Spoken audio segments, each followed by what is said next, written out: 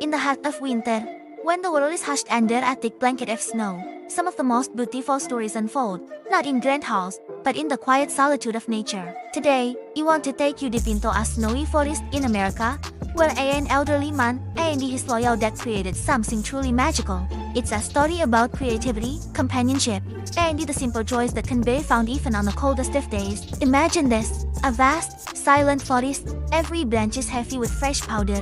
The air is crisp, and the only sounds are the crunch of boots on snow and the happy panting of a duck. Our hero, a gentleman with eyes full of wisdom and the hands scaled by a lifetime of experience, saw this winter wonderland not as a cold, empty space, but as a giant, pristine canvas. Andy, with his very best friend trotting faithfully by his side, he decided to bring a creature of myth to life. What do you do when you're surrounded by nothing but snow and the fallen branches? Well, if you're this man, you start to build. He wasn't building a simple snowman. No more.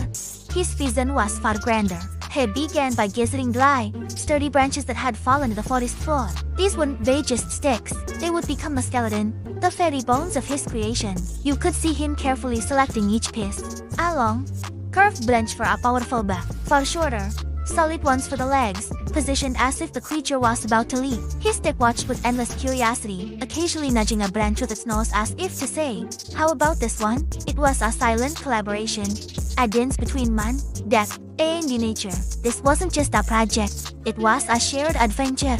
With the framework in place, the next step was to give it form and substance. And what better material than the abundant snow all around them? He started packing snow onto the branch skeleton, carefully, methodically. This is where the artistry truly began. It's one thing to roll a ball of snow, but it's another thing entirely to sculpt it. He wasn't just piling it on. He was shaping muscles, defining the chest, and curving the neck. The creature was starting to emerge from the formless white. His hands, though likely cold, moved with a sculptor's grace.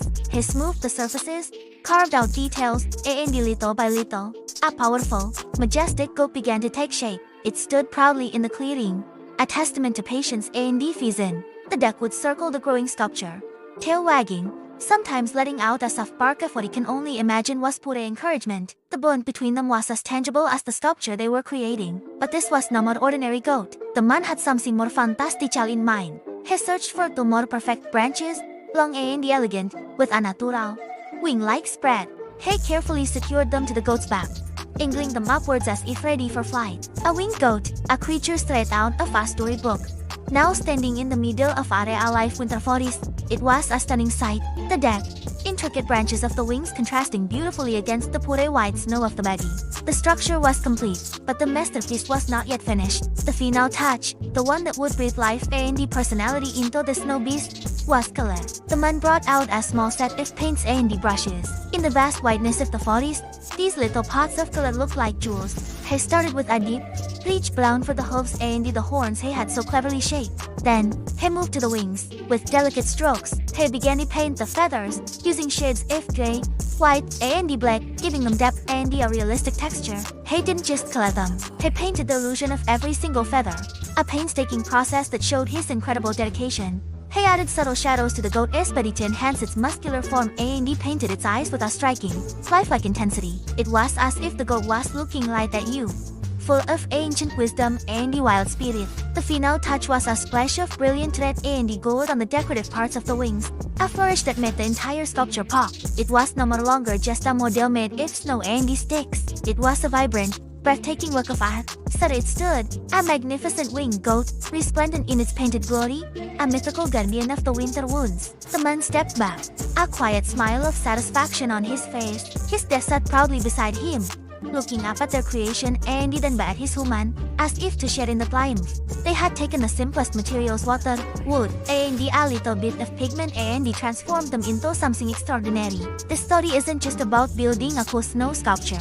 It is a powerful reminder that creativity has no more age limit, and that beauty can be created anywhere, with anything. It's about finding joy in the process, not just the result. It's about the profound connection between a man and his deck, working together in the quiet peace of nature. They weren't seeking fame or an audience. They were simply creating for the pure joy of it. In our fast-paced, digital world, it's easy to forget the simple pleasure of making something with our own hands. This man and his deck remind you as to look around. To see the potential in the world, A&D never lose our sense of wonder. They show us that a little bit of imagination can turn a cold, snowy day into an unforgettable adventure, and they leave behind a touch of magic for anyone lucky enough to stumble upon it. So next time you find yourself with a quiet afternoon, maybe think about what you can create. It doesn't have to be a giant winged goat. It can be anything. The important thing is to make something that brings you joy. Thank you so much for joining me on this wonderful little journey today. If you enjoyed the story, please like, subscribe, and hit that notification bell so you don't miss our next adventure. Until then, stay creative and stay inspired.